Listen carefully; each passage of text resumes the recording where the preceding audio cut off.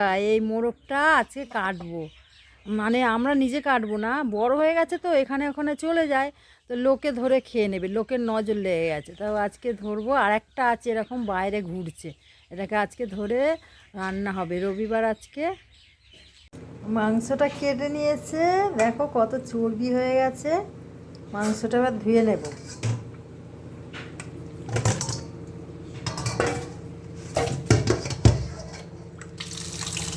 মাংসটা ম্যারিনেট করে নিচ্ছি, টক দই দিয়ে দিলাম,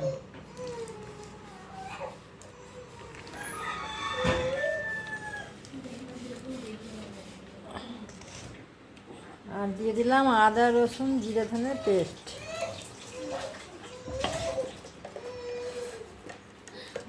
দিয়ে দিলাম হলুদ, দিয়ে দিলাম সর্ষের তেল, হ্যাঁ, আর দিয়ে দিলাম হলুদ, এই নুন। ভালো করে মাখিয়ে রেখে দেবো।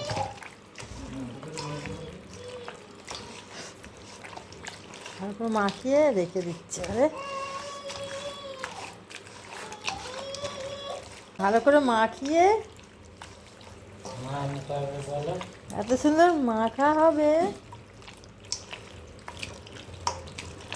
কাঁচাই অর্ধেক সিদ্ধ হয়ে যাবে, এত সুন্দর করে মাখতে হবে।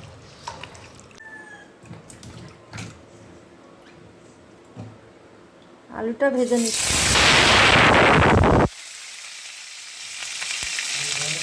হ্যাঁ, আলুটা ভেজে নিচ্ছি। আলু ভেজে একটু হলুদ দিয়ে দিলাম, নুন দিয়ে দিলাম, দিয়ে আলুটা ভেজে নেব।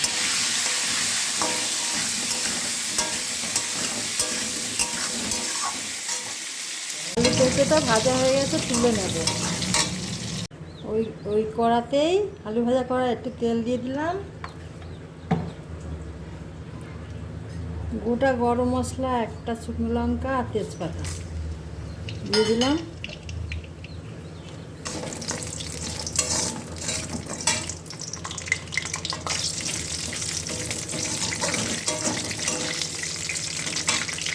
পেঁয়াজ দিয়ে দিলাম,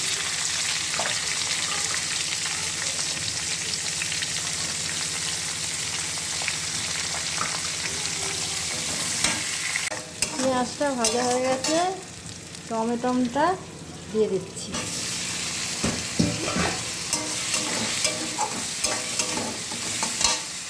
মশলা কষিয়ে ভালো করে কষিয়ে তেল ছেড়ে দিয়েছে, এবার ম্যারিনেট করা মাংসটা দিয়ে দিলাম।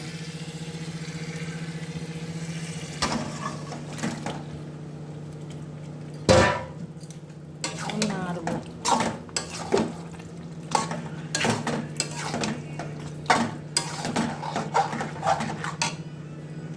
আলুটা দিয়ে দিলাম, এই গামলাটা দিয়েই চাপা দিয়ে দিচ্ছি,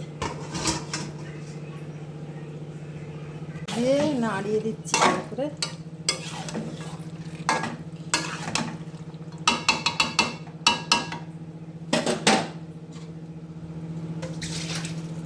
চাপা দিয়ে দিচ্ছি, আস্তে আস্তে আঁচটা কমিয়ে দিচ্ছি, আস্তে আস্তে হবে।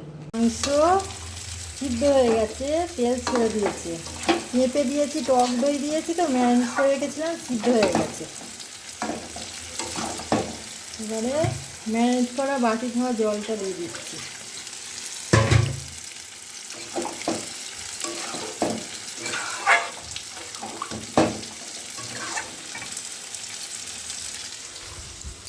কটা কাঁচা লঙ্কা দিয়ে দিচ্ছি, 4-5টা ভেঙে দিয়ে দিচ্ছি।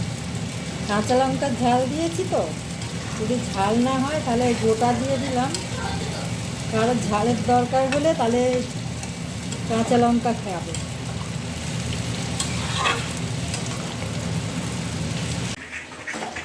মাংস রেডি, এবারে গরম মশলা দিয়ে দিচ্ছি।